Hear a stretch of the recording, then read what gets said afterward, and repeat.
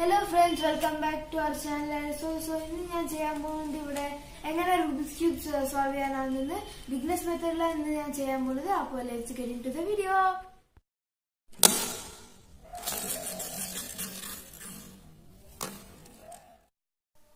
അപ്പോൾ ഫ്രണ്ട്സ് ഇതാണ് ഞാൻ പറഞ്ഞ Rubik's cube 3x3 എന്ന് പറഞ്ഞത്. ഇത് beginners methodലാണ് ഞാൻ ഇപ്പോൾ ചെയ്യാൻ പോകുന്നത്. വൈറ്റിന്റെ ഓപ്പോസിറ്റ് യെല്ലോ ആണ്, ഓറഞ്ചിന്റെ ഓപ്പോസിറ്റ് റെഡ് ആണ്, ബ്ലൂവിൻ്റെ ഓപ്പോസിറ്റ് ഗ്രീൻ ആണ്. ഈ ക്യൂബിന് എപ്പോഴും 6 സൈഡ്സ് ഉണ്ട്. അപ്പോൾ ഇതിൽ 6 കളേഴ്സാണ് ഉള്ളത്. അപ്പോൾ ഞാൻ ഇത് ഒരു ഷഫിൾ ചെയ്ത് കൊടുക്കുകയാണ്.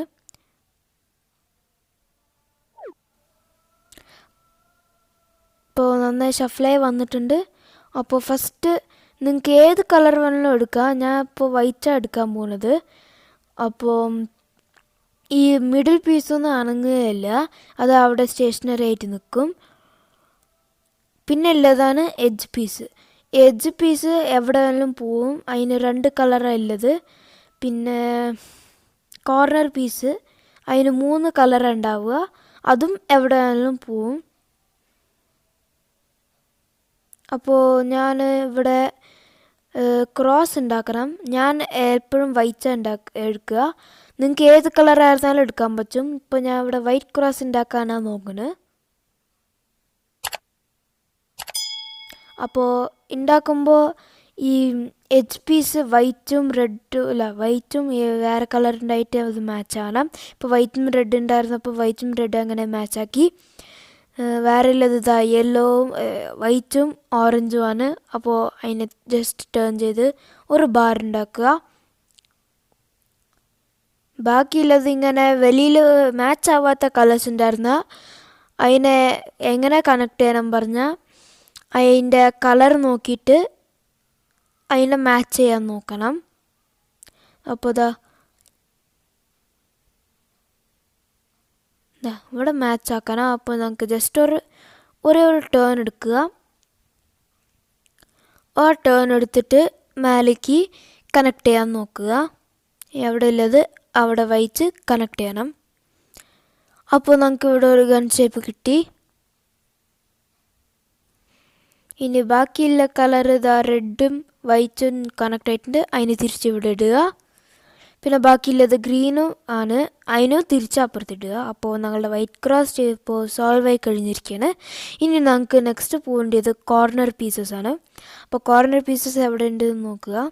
അപ്പോൾ ഓൾറെഡി കോർണർ ഉണ്ട്. അതിൻ്റെ ബാക്കി 2 കളർ ഏതാണെന്ന് നോക്കുക. അതിനനുസരിച്ചാണ് ഇവിടെ ചെയ്യേണ്ടത്. അപ്പോൾ താഴെ കൊണ്ടുവന്നിട്ട് ലെഫ്റ്റ് സൈഡ് ആക്കിയിട്ട് അതിനെ തിരിച്ച് മേലെ കൊണ്ടുവരുമ്പോൾ വൈറ്റ് സൈഡ് ഞങ്ങളുടെ അടുത്തായിരിക്കും ഫേസ് ചെയ്യുക. അതിനെ ലെഫ്റ്റ് സൈഡ് ആക്കിയിട്ട് താഴെ കൊണ്ടുവന്നിട്ട് ഇങ്ങനെ ആക്കിയാൽ അത് മാച്ച് ആവും മേലെ ആക്കിയ. അപ്പോൾ ഇതാ കണ്ടില്ലേ, ഇങ്ങനെയാണ് നമുക്ക് കോർണർ പീസ് ഫിക്സ് ചെയ്യേണ്ടത്. അപ്പോൾ നെക്സ്റ്റ് കോർണർ പീസാണ് അവിടെ ഉള്ളത്. അപ്പോൾ ഇങ്ങനെ മേലെ ഇരിക്കുമ്പോൾ നമുക്ക് അതിനെ താഴെ കൊണ്ടുപോകാൻ പറഞ്ഞാൽ താഴെ കൊണ്ടുവന്നിട്ട് ലെഫ്റ്റ് സൈഡോ റൈറ്റ് സൈഡോ ആക്കിയിട്ട് മേലെ കൊണ്ടുപോവുക. എന്നിട്ട് എവിടെ കളർ എവിടെ വരേണ്ടത് അത് നോക്കിയിട്ട് അതിനനുസരിച്ചിട്ട് ഫിക്സ് ചെയ്യുക. അതിനെ ഇപ്പോൾ ഗ്രീനോ ഓറഞ്ചിലാണ്. അപ്പോൾ ലെഫ്റ്റ് സൈഡ് തിരിച്ചിട്ട് അതിനെ കൊണ്ടുവന്നിട്ട് റൈറ്റ് സൈഡ് തിരിച്ചിട്ട് മേലെ കൊണ്ടുവരിക. അപ്പോൾ 2 കളർ ഇപ്പോൾ സോൾവ് ആയി, 2 കൂടി ബാക്കിയുണ്ട്. അപ്പോൾ ഇനിയൊരു കളറും കൂടി ഉണ്ട്. അപ്പോൾ അതിനെ തിരിച്ച് വന്നിട്ട് ലെഫ്റ്റ് സൈഡ് ആക്കിയിട്ട് താഴെ കൊണ്ടുവരിക, റൈറ്റ് സൈഡ് ആക്കിയിട്ട് മേലെ കൊണ്ടുപോവുക. അപ്പോൾ ഞങ്ങളുടെ വൈറ്റ് ലെയർ സോൾവായി, അതിൻ്റെ ഫസ്റ്റ് ലെയറും സോൾവായി. ഇനി നമുക്ക് സെക്കൻഡ് ലെയറിലാണ് പോകേണ്ടത്. അതാണ് എഡ്ജ് പീസ് ഉണ്ടാവുക.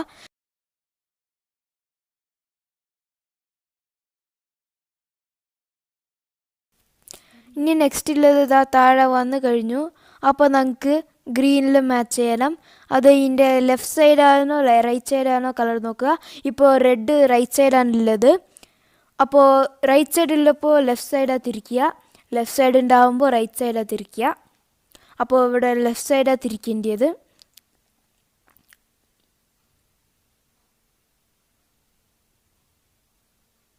അപ്പോൾ ലെഫ്റ്റ് സൈഡ് തിരിച്ചിട്ട് താഴെ കൊണ്ടുവരിക, റൈറ്റ് സൈഡ് തിരിക്കുക, മേലെ കൊണ്ടുപോവുക. അപ്പോൾ ഇത് രണ്ടും മാച്ചായി കഴിഞ്ഞു. ഇനി നമുക്ക് റൈറ്റ് സൈഡ് തിരിക്കുക, താഴെ കൊണ്ടുവരിക, ലെഫ്റ്റ് സൈഡ് തിരിക്കുക, മേലെ കൊണ്ടുപോവുക.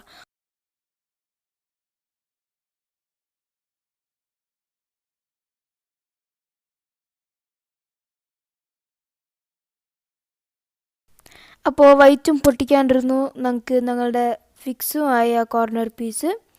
അപ്പോൾ നെക്സ്റ്റ് നമുക്ക് ഏത് ചെയ്യാൻ നോക്കുക. അപ്പോൾ ബ്ലൂവും റെഡിൻ്റെയാണ്, അതിനെ നമുക്ക് താഴെ കൊണ്ടുവരാം. അപ്പോൾ താഴെ കൊണ്ടുവന്നതിന് ശേഷം ബ്ലൂവിൽ മാച്ച് ചെയ്യുക, എന്നിട്ട് റെഡിൽ നോക്കുക. അപ്പോൾ റെഡ് ഞങ്ങളുടെ ലെഫ്റ്റ് സൈഡിലാണ് ഉള്ളത്, അപ്പോൾ റൈറ്റ് സൈഡ് കൊണ്ടുവന്നിട്ട് അതിനെ മാച്ച് ചെയ്യുക. അപ്പോൾ ഇതാ ഞങ്ങളുടെ വൈറ്റ് പൊട്ടിക്കാതെ ഇപ്പോൾ നമുക്ക് ബ്ലൂവും റെഡും മാച്ച് ആയി കഴിഞ്ഞു. ഇനി നമുക്ക് ഗ്രീനും ഓറഞ്ചും ചെയ്യാൻ നോക്കുക. അപ്പോൾ ഗ്രീനും താഴെ കൊണ്ടുവരേണ്ടി വരും.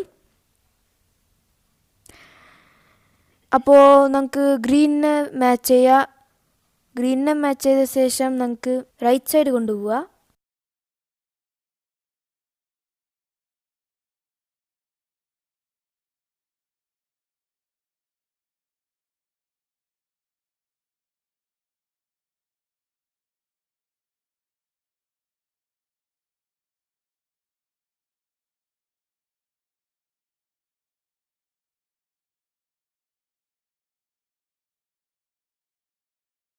അപ്പോൾ നമ്മൾക്ക് ഗ്രീനും ഓറഞ്ചും ഫിക്സ് ചെയ്യാൻ നോക്കാം.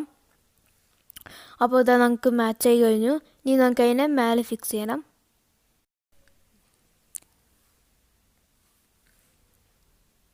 അപ്പോൾ ഞങ്ങളുടെ ഗ്രീനും ഓറഞ്ചും ഫിക്സ് ചെയ്ത് കഴിഞ്ഞു. ഇനി സെക്കൻഡ് ലെയറൊക്കെ കഴിഞ്ഞു. ഇനി നമുക്ക് തേർഡ് ലെയറാണ് പോകേണ്ടത്. ഒന്നും പൊട്ടിക്കാതെ എല്ലാം കിട്ടി.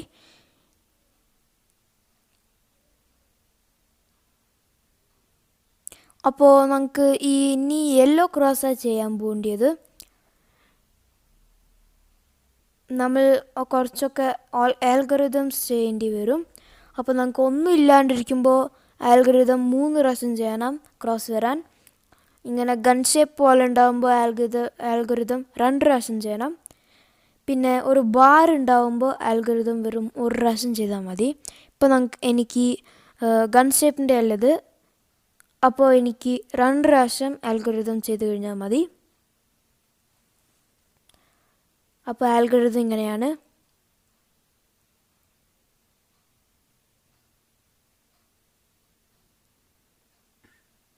അപ്പോൾ കണ്ടില്ലേ, എനിക്കൊരു ബാർ കിട്ടി. ഇനി എനിക്ക് ഇനിയൊരു പ്രാവശ്യം ചെയ്താൽ എനിക്ക് ഒരു ക്രോസ് കിട്ടും.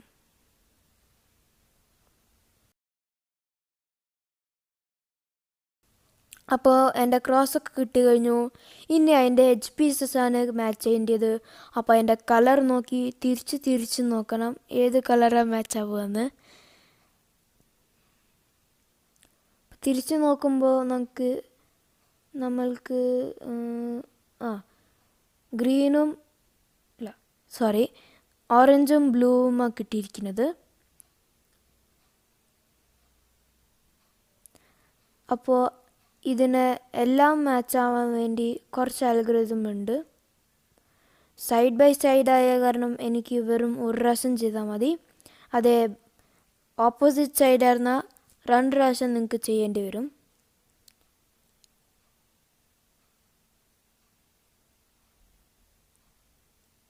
ഓപ്പോസിറ്റ് സൈഡായിരുന്നാൽ 2 പ്രാവശ്യം ചെയ്യേണ്ടി വരും. അപ്പോൾ ഈ ആൽഗോരിതം എങ്ങനെ ചെയ്യാമെന്ന് നോക്കാം. ആദ്യം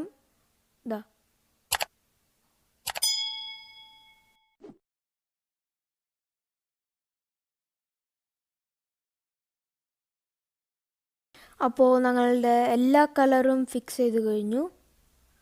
ഇനി നമുക്ക് അതിൻ്റെ കോർണർ പീസ് ചെയ്യാം. അതാണ് ഞങ്ങളുടെ ഫൈനൽ സ്റ്റെപ്പ്. അത് കഴിഞ്ഞ് ഞങ്ങളുടെ റൂബിക്സ് ക്യൂബ് സോൾവ് ചെയ്ത് കഴിഞ്ഞു. അപ്പോൾ ആൽഗോരിതം ഇങ്ങനെയാണ്.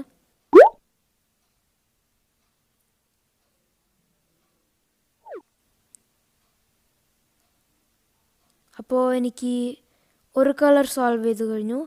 ഇനി 2 കളർ സോൾവ് ചെയ്യണം. അല്ലെങ്കിൽ ഈ ആൽഗോരിതം ചെയ്യുമ്പോൾ ചിലവർക്ക് ഫുൾ സോൾവ് ചെയ്ത് കിട്ടും, ഭാഗ്യമുണ്ടായിരുന്നാൽ. അപ്പോൾ ഇനിയൊരു കളർ വരാൻ വേണ്ടിയിട്ട് കുറച്ച് ആൽഗോരിതമും കൂടിയുണ്ട്. അപ്പോൾ അത് കണ്ടില്ലേ, എനിക്ക് ഭാഗ്യമുണ്ടായിരുന്നപ്പോൾ എനിക്ക് ഫുൾ സോൾവായി. അപ്പോൾ നിങ്ങൾക്ക് ചിലവർക്ക് വെറും 2 സോൾവ് ആയിട്ട് 2 സോൾവ് ആവാണ്ടിരിക്കുന്നുണ്ടാവും. അതിനുള്ള ആൽഗോരിതംസാണ് ഞാൻ ഇപ്പോൾ കാണിക്കാൻ പോകുന്നത്. അപ്പോൾ ഇതാ കണ്ടില്ലേ, ഈ യെല്ലോ തിരിഞ്ഞു നോക്കാണ്ടിരിക്കുമ്പോൾ നമുക്ക് 2 പ്രാവശ്യം ഈ ആൽഗോരിതം ചെയ്യേണ്ടി വരും. അതേ ഈ യെല്ലോ ഞങ്ങൾ ലെഫ്റ്റ് സൈഡ് ഫേസ് ചെയ്ത് നോക്കുമ്പോൾ വെറും 1 പ്രാവശ്യം അത് ചെയ്യേണ്ടി വരും. ഇതാ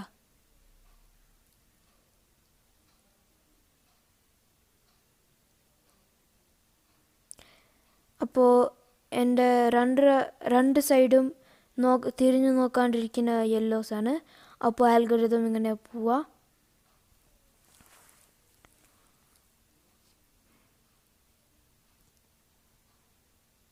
അപ്പോൾ ഇതാ കണ്ടില്ലേ, ഈ ഇപ്പോൾ യെല്ലോ ഫേസ് ചെയ്യുന്നത് ലെഫ്റ്റ് സൈഡാണ്. അപ്പോൾ ഇനി ഒരു പ്രാവശ്യം കൂടിയും ചെയ്താൽ നിങ്ങളുടെ റൂബിക്സ് ക്യൂബ് സോൾവ് ചെയ്ത് കഴിയും.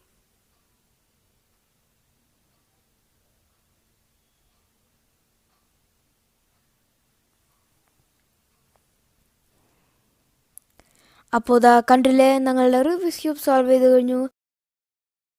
അപ്പോൾ ഈ റൂബിക്സ് ക്യൂബ് പെട്ടെന്ന് തന്നെ നമുക്ക് സോൾവ് ചെയ്യാൻ പറ്റില്ല, സ്റ്റെപ്പ് ബൈ സ്റ്റെപ്പ് തന്നെ സോൾവ് ചെയ്യാൻ പറ്റുള്ളൂ.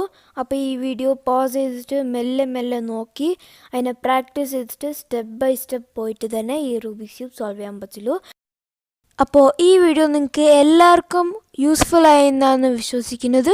യൂസ്ഫുള്ളായ please like, share and subscribe to our channel Arraysworld. അപ്പോൾ ഇതാ ഞാൻ നെക്സ്റ്റ് വീഡിയോ ഇടാൻ പോകുന്നത് ഈ മിറർ ക്യൂബിൻ്റെയാണ്. അപ്പോൾ ഇത് മിറർ ക്യൂബ് വെളിയിൽ വരുന്ന ടൈപ്പ് ഒരു ക്യൂബാണ്, ഒരു ഡിഫറെൻറ്റ് യുണീക്ക് ടൈപ്പ് ക്യൂബാണ്. അത് ഞാൻ നെക്സ്റ്റ് വീഡിയോയിൽ ചെയ്യാം, എങ്ങനെ ഇത് സോൾവ് ചെയ്യാമെന്ന്. പിന്നെ ഒരു കാര്യം, ഈ വീഡിയോയുടെ ഞാൻ ഇംഗ്ലീഷ് വേർഷനും കൂടി ചെയ്തിട്ടുണ്ട്. അത് കാണണമെന്ന് താല്പര്യം ഉണ്ടായിരുന്നാൽ താഴെ ഡിസ്ക്രിപ്ഷൻ ബോക്സിൽ ഞാൻ ലിങ്ക് കൊടുത്തിട്ടുണ്ട്. സോ അതും കൂടെ നിങ്ങളൊന്ന് ചെക്ക് ചെയ്യാം. അപ്പോൾ മിറർ ക്യൂബ് മാത്രമല്ല, ഞാൻ 2x2 സോൾവ് ചെയ്ത് കാണിക്കാമെന്നൊരു താല്പര്യമുണ്ട്, പ്ലാൻ ചെയ്യുന്നുണ്ട്. അപ്പോൾ ആ വീഡിയോ വരുന്നവരെ stay tuned. Bye bye, take care, have A nice day.